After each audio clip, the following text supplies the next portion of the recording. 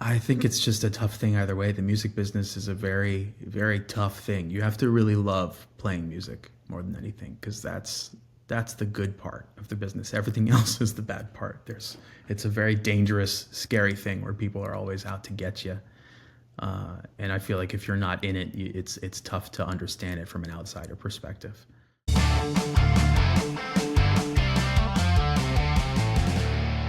Hey, this is Wolf from Mammoth, and this is On the Record with Ultimate Guitar. All right. Thank you so much for taking the time to chat with us today. And we have a lot to chat about. So let's talk about the end, right? I got a chance to listen to it. Fantastic album all the way through. Some really great stuff on there. I got to ask, is there a moment on the record, a song, a solo, that you're most proud of? I think the first song, "One of a Kind," is a good example of, I think, growth between the last record and this one. I'm really proud of how that song turned out, and it sort of set the pace for the record and the direction it went in. But yeah, I mean, I'm proud of a lot. I'm really happy with the solo output this time around. The end has a short and sweet solo, considering the rest of the song is pretty much a tapping solo. But I really love the solo for "I Really Wanna." I think it's a fun sort of two-part thing. But yeah, no, I'm very happy with how everything turned out. Yeah, one area I really noticed, one of the things I was really enjoying about the records, obviously there's great solos on there, but the songwriting has really, it's really good. So I'm wondering, are there some artists that you're kind of taking some cues from as far as songwriting that are influencing your songwriting these days? Yeah, at the end of the day, songwriting is what I care most about, because I'm playing everything. I'm attacking the song from every side, so to speak. I think overall bands like Foo Fighters and Nine Inch Nails are probably the biggest influences for songwriting, just because I love bands that sort of have this central figure that everything sort of pours out of, being Dave and Trent. But yeah, well, I mean, the Foo Fighters is kind of why I did the first record in the first place, because I wanted to see if I could do what he did with the first record, where he played everything, and turns out I really have a fun time with it. you know. Yeah, so you're a multi-instrumentalist, obviously. For those who don't know, are just learning this now, you're playing all the instruments on the record. Um, what does being a multi-instrumentalist do for you as a guitar player? I think more than anything, being a drummer is what has helped me. Being a drummer first has helped me attack everything. I mean, if you listen to Mammoth, I attack everything from a very rhythmic perspective. A lot of the riffs are more rhythm based than anything, and about locking that in. So I think it has really helped me appreciate each facet that goes into creating a song, and it helps. I don't know, just overall control the groove of it a lot better when you're able to take in every part of it. I know you don't bring in guest musicians on the records. Has that ever been a discussion? Is that something you would ever entertain doing? Maybe in the future. I think right now I feel like I haven't proven myself enough as an artist on my own. So down the line, sure, I'd be open to that. But I think right now I'm still trying to carve out my own musical self, so to speak. That's interesting. How would you define success as a musician at this stage in your career? I mean, what would be that shining moment where you feel you've really made it and established yourself as an artist? I have no idea. That's sort of I think it would have a different meaning for everybody. It's sort of a subjective thing. I think for us, I think just being able to tour and having people show up is enough of a success on its own. Feel very lucky that we're able to do that. But for an end goal, I have no idea. I'm just I guess as long as if 20 years from now I'm still doing this, I'd count that as a success. So there's nothing like technically that you want to get better at, or are there certain areas of your playing that you feel you want to strive to be better at? Sure. I mean, I think you can always strive to get better. I mean, I do what works for me and what feels comfortable, but yeah, I think I don't know. I think it's just about finding that right balance and seeing whatever excites me in the moment. I can't really see the future, and I feel like influences will just kind of come out, and then it's like, oh, okay, that's what that is. Like for example, like "Happy" on this record is very much like a grungy, almost like Failure, Nirvana, Alice in Chains thing, and that just kind of happened, and then it shows up, and you're like, oh, that's where that came from, And so it's almost like only in hindsight are you able to be like, it's never really a conscious decision, like I'm gonna do this so it sounds like that. It just kind of happens, and then you find out later. So I mean, down the line, yeah, I mean, I would always just love to be a better player in any capacity, but I think for what Mammoth is right now, I think it works. And writing your own songs, it's a journey of self-discovery, obviously. Are there some things that you've learned about yourself as a person or as a musician through writing some of these songs? Yeah, it's a funny thing. I think, especially writing everything and from every part of it. Definitely the lyrics and the vocals are definitely the toughest thing because you kind of have to go to a place that you don't really want to be in mentally too long in order to pull something out that's worthy of being there, you know. So I definitely it's a therapeutic thing for me. I'm definitely working through a lot, and I almost feel emotionally like a lot better when I'm done doing a record.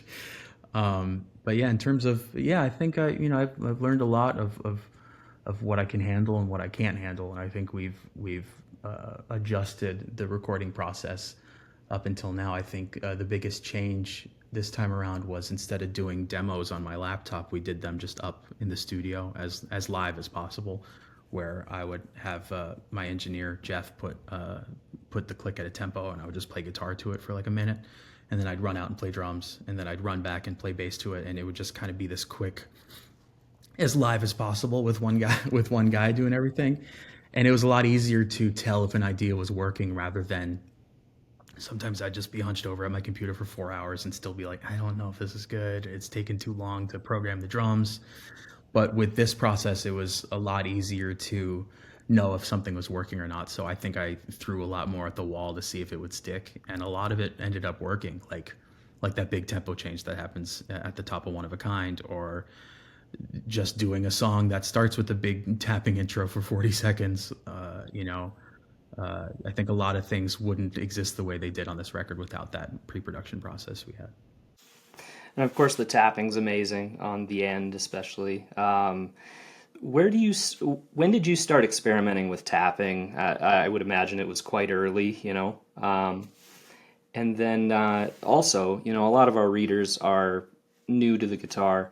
Are there some things that really helped you along the way as far as technique or gear or setting up that gear to make those good, clean tapping sounds?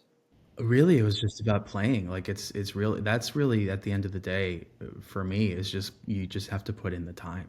Um, uh, I'm relatively self-taught, which I think is a surprise for a lot of people. My dad taught me how to play drums, but when it came to guitar, he was a terrible teacher, and he'd be the one to tell you that too. There was actually one time where he called Paul Gilbert to see if he would give me a lesson, which was really funny. It never happened. I would love a lesson from Paul Gilbert, but even he was like, "What the hell are you talking about? Like you can teach him." He's like, "Ah, I suck at it."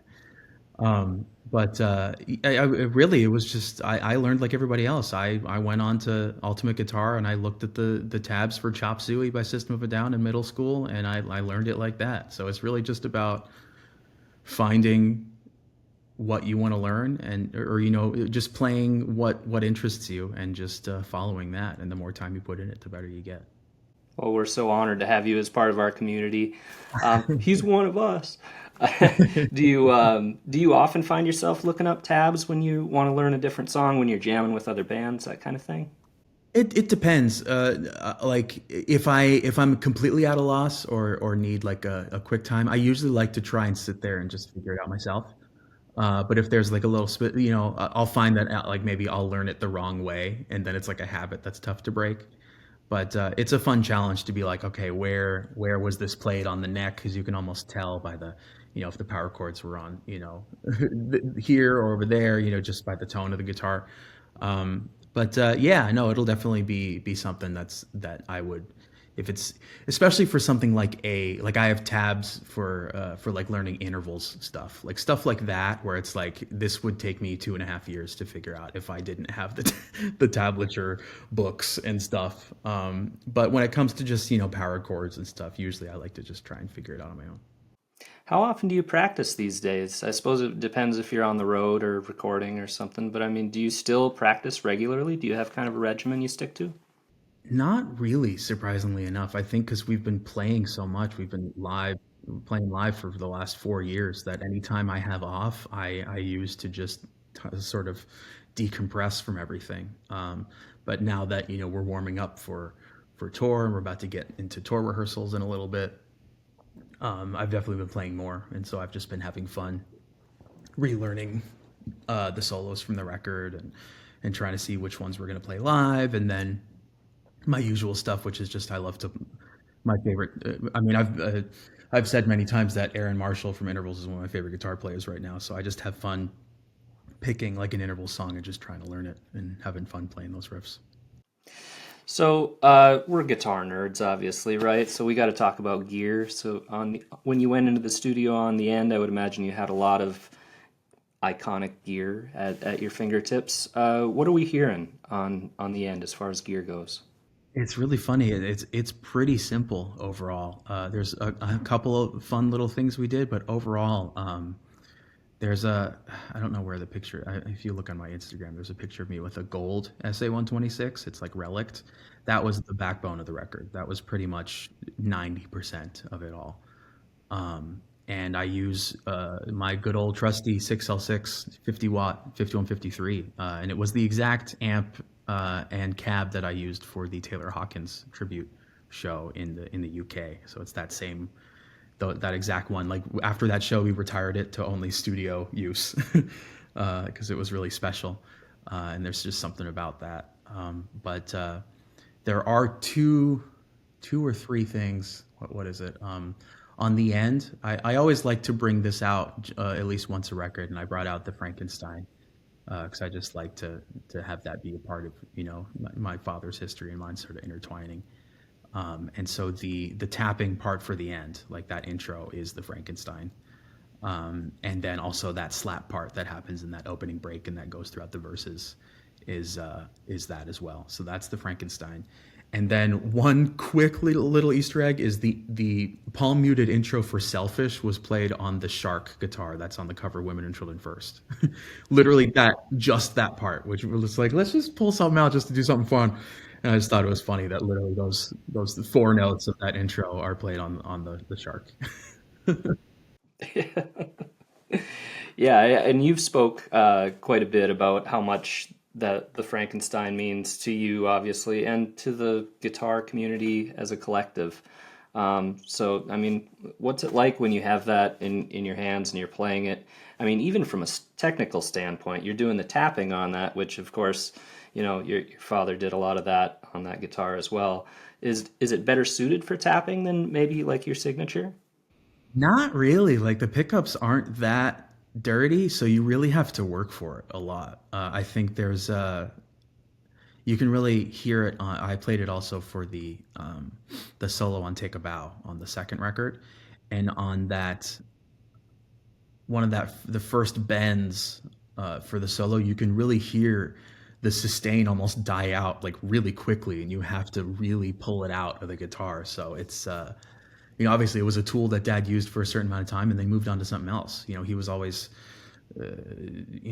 working on stuff and making it better that fit his needs at the time, and so that kind of fell out pretty quick. So while it very much has that time, that sound of that era, it definitely has its limitations, and so it's fun you can really hear that on "Take a Bow." But also with this, it was just about for the end, it was just about locking into that groove. And I think when the pickups aren't as hot as something you would be normally used to, it's really about getting that percussive roll with that. Because I like to split, at least in my mind, tapping into two different kinds of tapping. There's the eruption tappings, where you are barred, you're barred with your index finger and you're just moving like that. But then there's the hot for teacher tapping where it's the rolling with the open string, and that's what the tapping for the end is on the E string. It's just that sort of rolling tap. So it's more, again, going back to me being a drummer first and taking everything rhythmically. It's about just sort of achieving that perfect rhythmic triplet with that rolling tap for that intro. So yeah. So as far as gear goes, for that kid who just got his first guitar, and of course they want to play all the Van Halen tapping stuff, right? That's how we all wanted to start out. And I still struggle with it, but I know when I was starting out, I was doing it all wrong. I was using the wrong gear. Where would you tell that kid to start as far as like, settings on amps and things like that? Oh man, it's so funny. I've been using, just in my room, I've been using the EL34 little combo amp. I think it's a 112. And it's been so great because it has enough dirt for the boost channel but it also is good enough for clean stuff too. So that's a really good, I think, just practice amp and starter amp. But then also, I can't recommend the SA-126 enough. I think it's a really versatile instrument, and we just put out the standard too, which is way more, I think, attainable and easier for people to get. And it's I don't know, it's a really great instrument. And also, any Wolf, you can't go wrong with any Wolfgang. The Wolfgang standard is a killer. It's just buttery, easy to play guitar. But for me, I mean, I'm a little biased. I've just been like I have one right here next to me in between interviews that I just am noodling on, and yeah, it does everything I need it to. The fact that it's versatile enough that you can do some metal jugs on there, but also get some nice cleans is really nice, especially for a catalog like Mammoths, where you kind of need a bit of both. Yeah, absolutely. So recently we published a news story about Lizzie Hale said that you might be the man to save rock and roll. Something like that. I'm paraphrasing. I'm sorry, Lizzie. She's gonna get mad at me. Um, but do you think rock and roll needs to be saved? And I'm guessing you're too humble to say you're the guy to do it. But No, no, no. I don't think it needs to be. It's a very sweet gesture. Lizzie is wonderful. I love her very much. She's awesome and a badass in her own right. But I don't think rock needs saving. I think there's plenty of awesome rock that's happening right now that I don't know. I think because it might not be, in the forefront, and pop is always sort of at the top and whatever. But I don't know. I don't think rock needs saving. Rock isn't dead. Rock is very much alive. I think anybody who says that is maybe just looking in the wrong place, or isn't open enough to listening to new stuff. And they, at the end of the day, the people who just say rock is dead just want to listen to Kiss, and that's about it. you know. accurate. Yeah, don't forget we got Wolfgang at 5150 writing kick-ass rock and roll music with with some pretty iconic guitars still. So yeah, I think we're gonna be all right. No capes needed. Uh, all right. So you're not very old. You're younger than I am, and but you've been in the business a long time. You've seen a lot of changes. Um, is it more difficult for bands nowadays than it was, say, 15, 20 years ago when you got into it? I think it's just a tough thing either way. The music business is a very, very tough thing. You have to really love playing music more than anything, because that's the good part of the business. Everything else is the bad part. It's a very dangerous, scary thing where people are always out to get you. And I feel like if you're not in it, it's tough to understand it from an outsider perspective.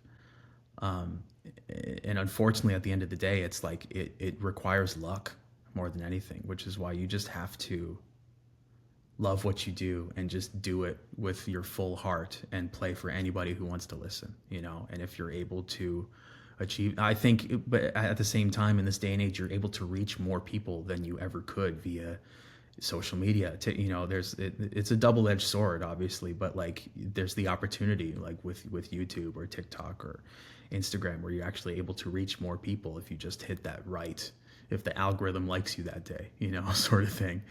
But it's a tough thing, man. It's impossible to, at least for me, to explain what's possible and what isn't. It's just you have to love playing, and I do, and that's what I do. And I'll be happy and lucky to play for people that if they still show up, and if they don't, I'll just be playing by myself. you know. Yeah, I'll be there.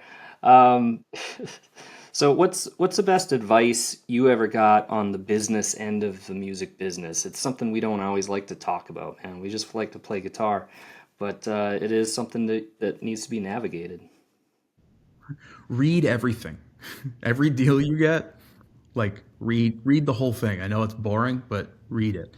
But at the end of the day, it's also very important to surround yourself with people you trust.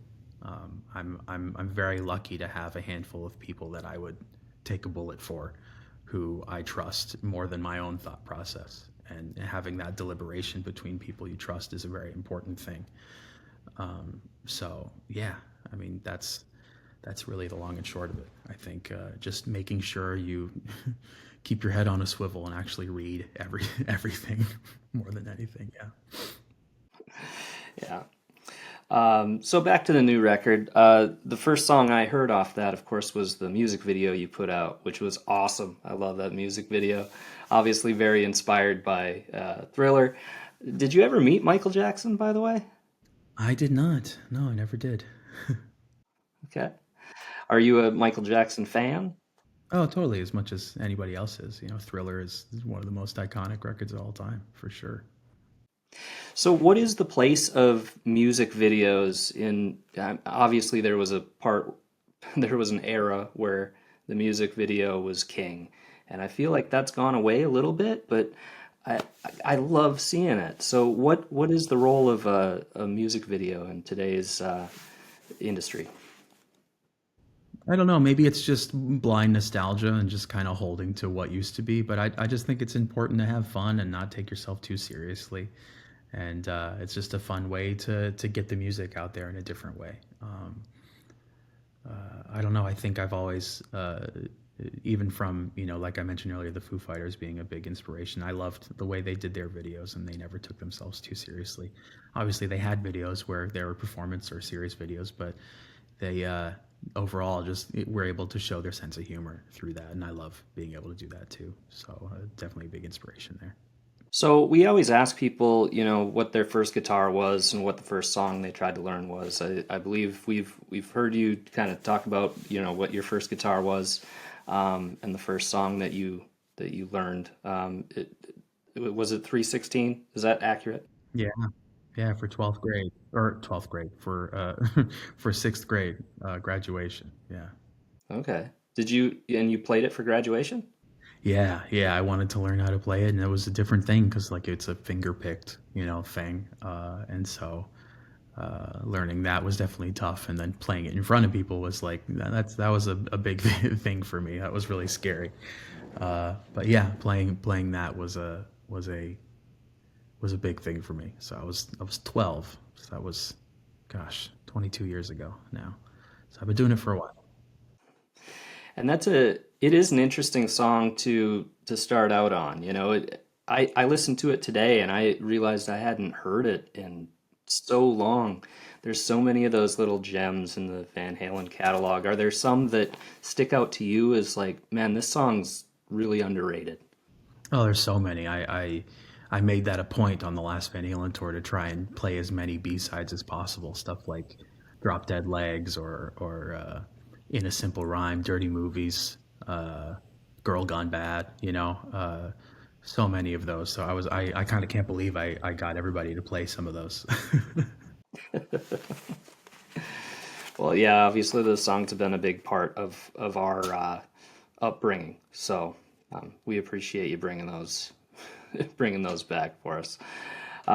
Is there a song you're most proud of writing in your career so far? I know we're pretty early on in your career.